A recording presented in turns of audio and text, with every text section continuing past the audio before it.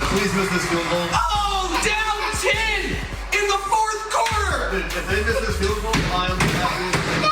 Yes! Yes! Yo, is it? Oh, number 15 now. Patrick! Oh!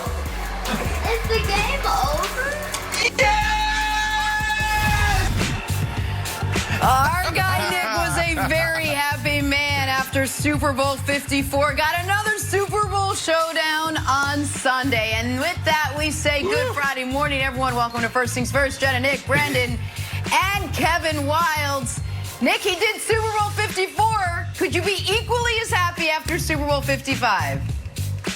Oh, I'll never be as happy as I was that moment. But 369 days of celebrating Super Bowl 54, leading up to about Exactly 365 days of celebrating Super Bowl 55. Can't wait. Let's go. Let's go. I love it.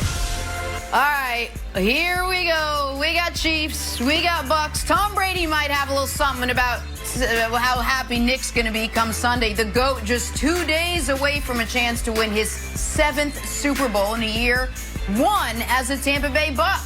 Guys, back on the big stage. Big game after 20 years in New England. So, Brandon, let's kick off the conversation with this. What are your keys to the Bucks upsetting the Chiefs on Sunday? Let's go. Yeah, let's do something a little differently this time around. Jenna, let's break it down from the offensive side to the defensive side. Let's start on my side of the ball, the offense. 3 things they need to do in Tampa to get the job done. Number 1, they got to protect the GOAT.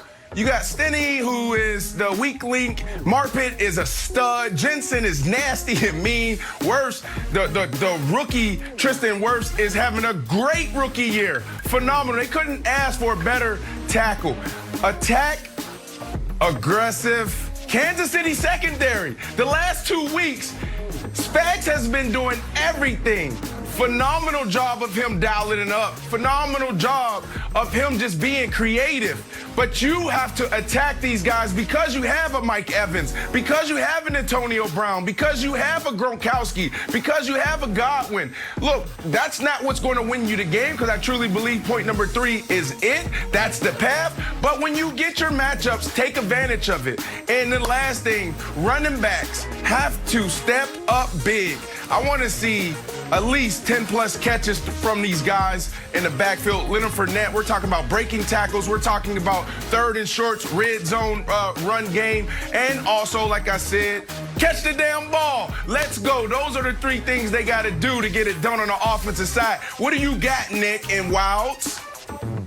Well, I'm a little confused by your first point, Brandon. I don't know why Tampa would be focused on protecting Patrick Mahomes. I assume that was a graphical error.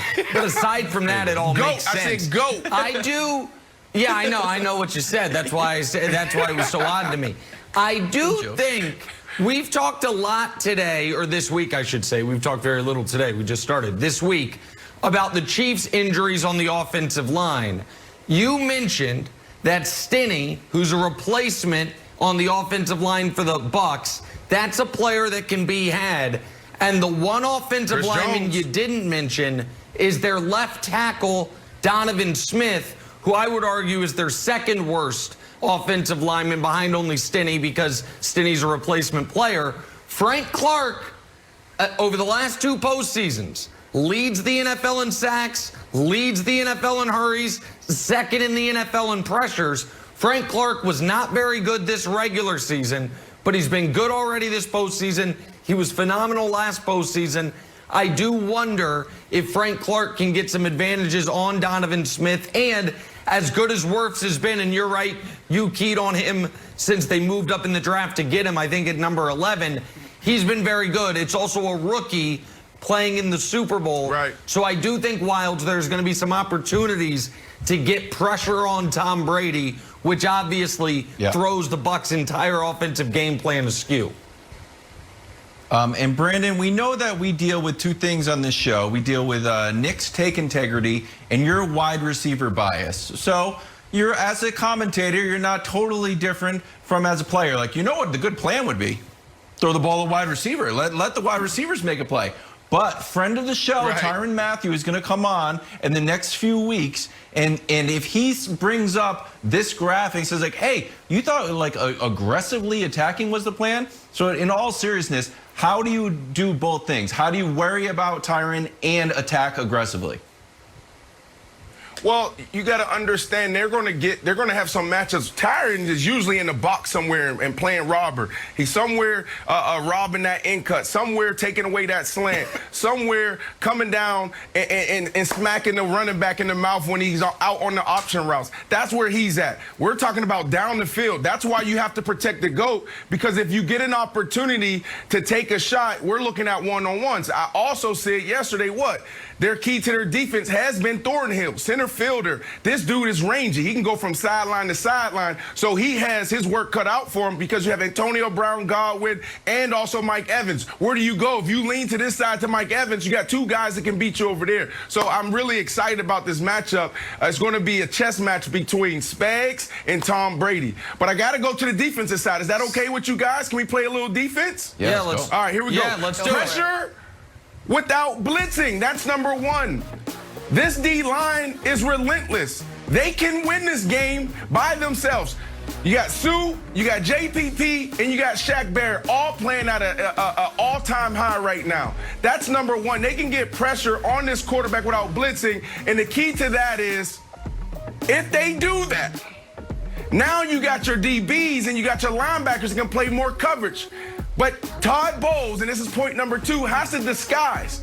Because if you go up there and try to blitz, you're going to get ran off the field like you did in the first half in week 12. So many teams tried to blitz them. But you can't just sit back there in soft zone and play deep and show Patrick Mahomes, Andy Reid, Eric Bieniemy exactly what you're going to do. They'll pick you apart. So you got to do a good job of bringing some pressure, but pretty much playing soft zone, playing deep, not letting that guy get behind you and disguising it so you can make it a little tough and make Mahomes hold the ball for a second or two, a click longer, so that JPP and Shaq Barrett can get to you. And the last thing, Nick, your boy, you got to contain the rush when it comes to Mahomes. Contain rush this guy. If you let this guy get out the pocket and extend plays, where it's lights out, you have no chance. This dude is deadly outside the pocket. We know that. He can make all the throws. He can throw across his body. He can throw 40 yards, 50 yards on his back leg. He can throw the ball when he's getting hit. Contain rush this guy. And the trick here is these superstars, all-stars, Shaq Barrett and JPP, you let them guys go. But they got to do a good job of having awareness of when they rush and how they rush. So those are the three keys for the Bucs defense to beating the Kansas City Chiefs.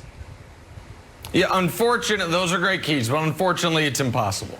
And that's what the game's going to come down to. And in fact, before the show, I asked Kevin Wildes, can you come up with a strategy for the Bucs to hold the Chiefs under 30 points?